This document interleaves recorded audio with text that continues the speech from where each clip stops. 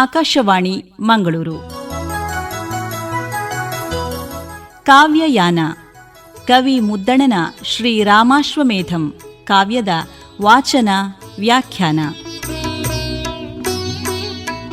ಈಗ ಕಾವ್ಯಯಾನದ 8ನೆಯ ಹೆಜ್ಜೆ. ಇಂದಿನ ಕಾವ್ಯಯಾನದಲ್ಲಿ ವಾಚನಕಾರರಾಗಿ ಮಂಜುಳಾ ಸುಬ್ರಹ್ಮಣ್ಯ ಹಾಗೂ ವ್ಯಾಖ್ಯಾನಕಾರರಾಗಿ ಜಯಲಕ್ಷ್ಮೀ ಕಾರಂತ್ ಅವರು ಭಾಗವಹಿಸಲಿದ್ದಾರೆ.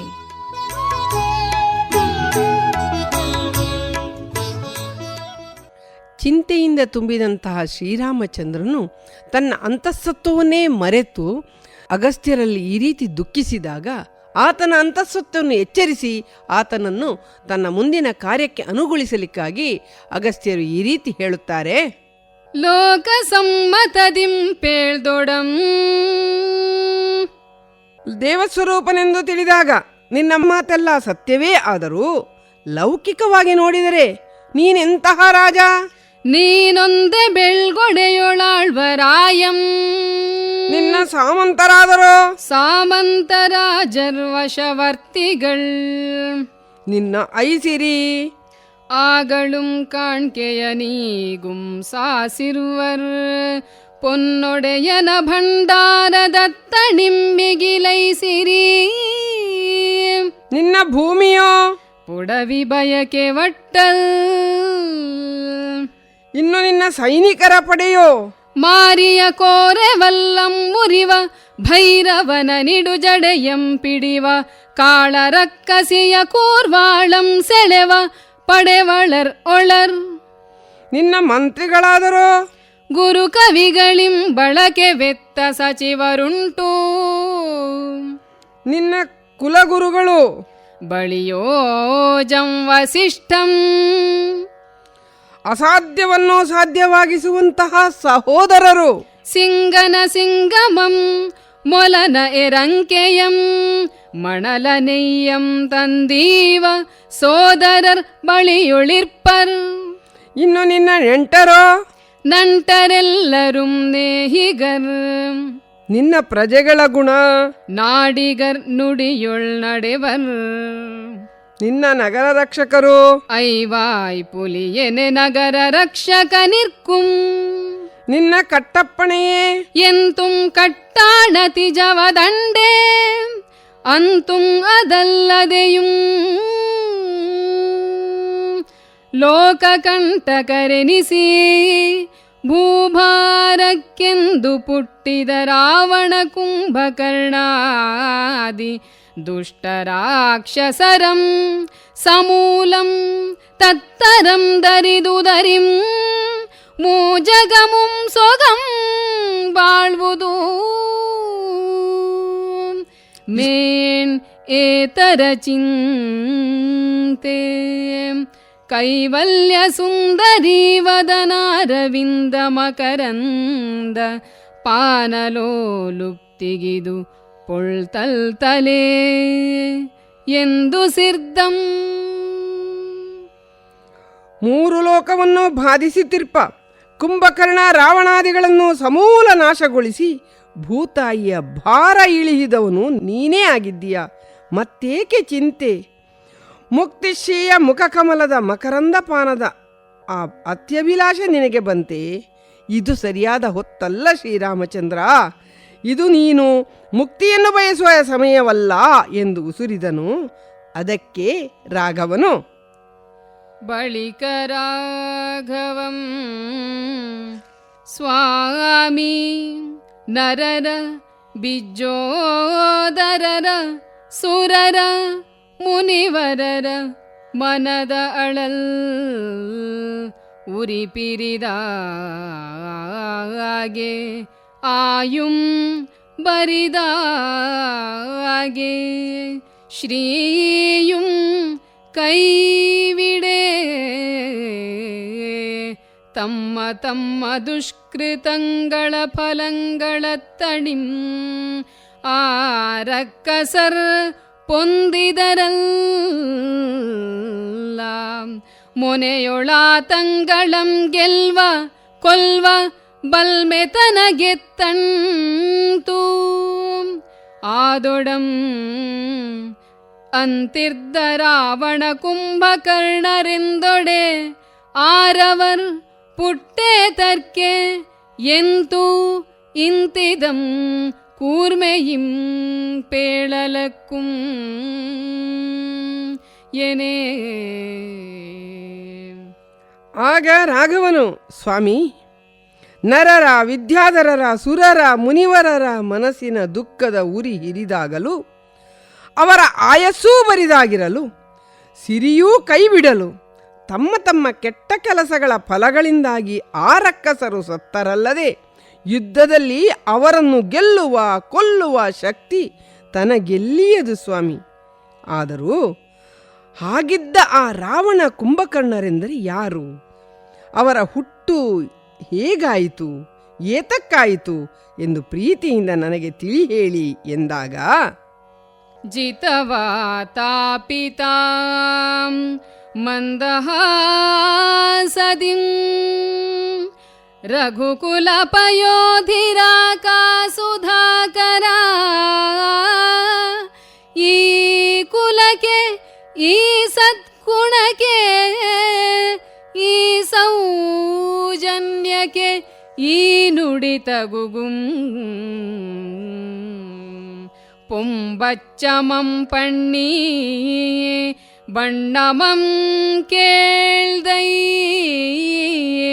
ಪೋ ರಘುಕುಲಪಯೋಧಿರಾಕಾಸುಧಾಕರ ಎನಗೆ ಅರಿವು ನಿನಗೆ ಬಿನದಂ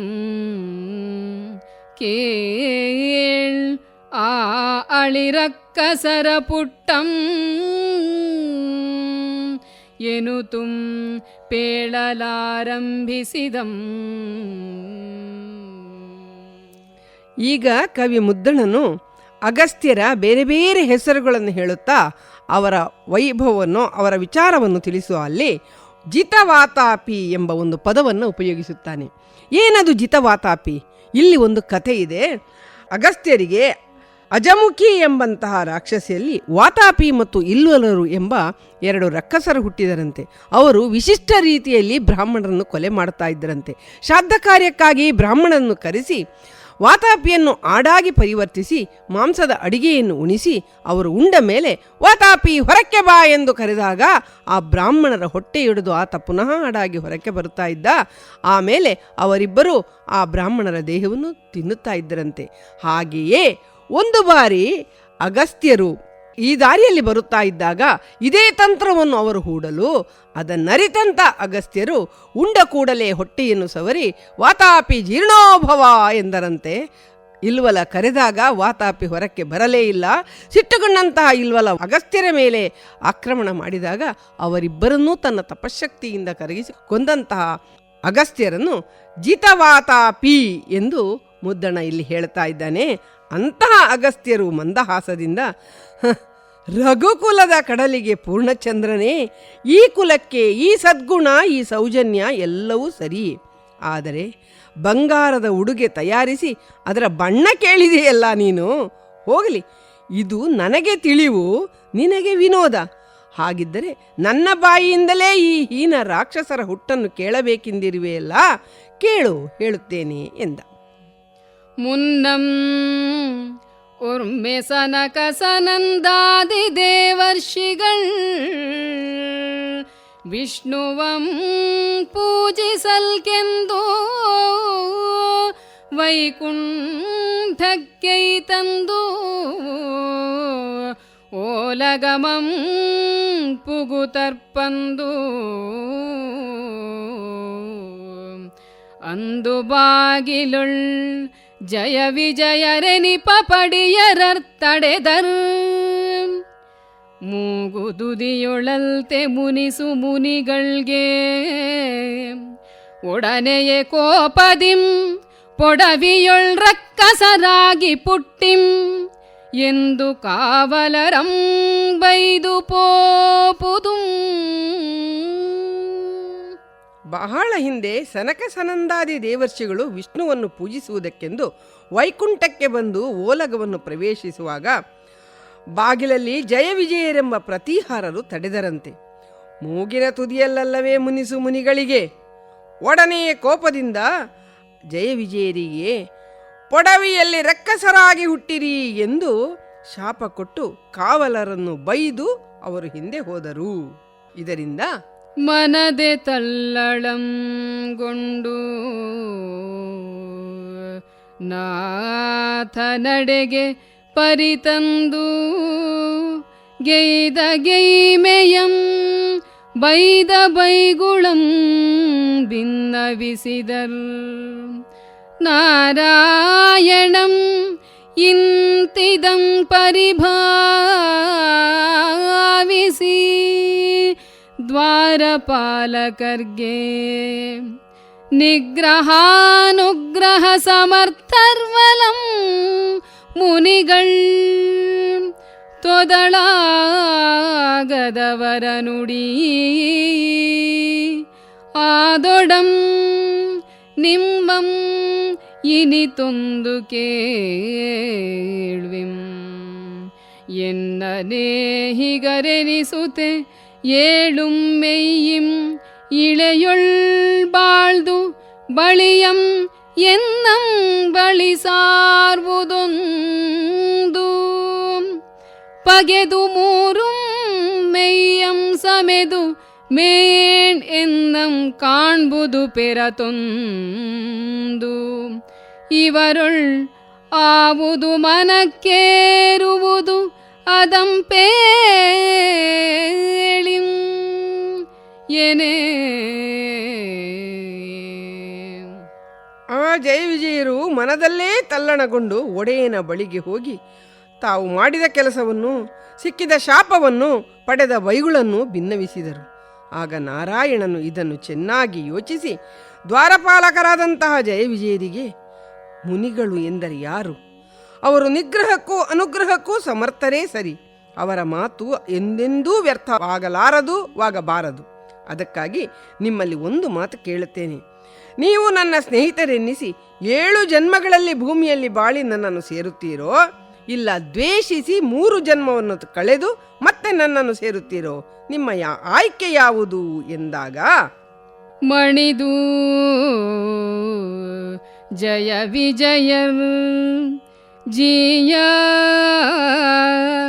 7 ಜನ್ಮದೊಳ್ ಅನಿವಿರಿದು ಕಾಲಂ ಅಗಲ್ವುದಾಗದು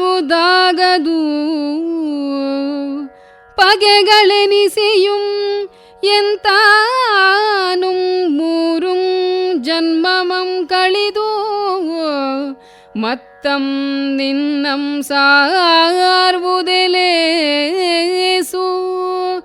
ಎನುತೆ ಬೇಡಿಕೊಂಡರ್. ಅದರ್ಕೆ ಸಿರಿಯರಸಂ ತಥಾಸ್ತು ಎಂದು ಕಳಿಪಿದಂ. ಆಗ ಅವರಿಬ್ಬರು ನಾರಾಯಣನಿಗೆ ವಂದಿಸಿ, ಜಿಯಾ, 7 ಜನ್ಮದಲ್ಲಿ ಅಷ್ಟು ದೀರ್ಘಕಾಲ ನಿನ್ನಿಂದ ಅಗಲಿರುವುದು ನಮ್ಮಿಂದ ಸಾಧ್ಯವಿಲ್ಲ. ಹಾಗೆಗಳಾದರೂ ಆಗಬಹುದು. ಕೇವಲ 3 ಜನ್ಮ ಕಳೆದು ಮತ್ತೆ ನಿನ್ನನ್ನು ಸೇರುವುದೇ ಲೇಸು ಎಂದು ಹೇಳಿದರು.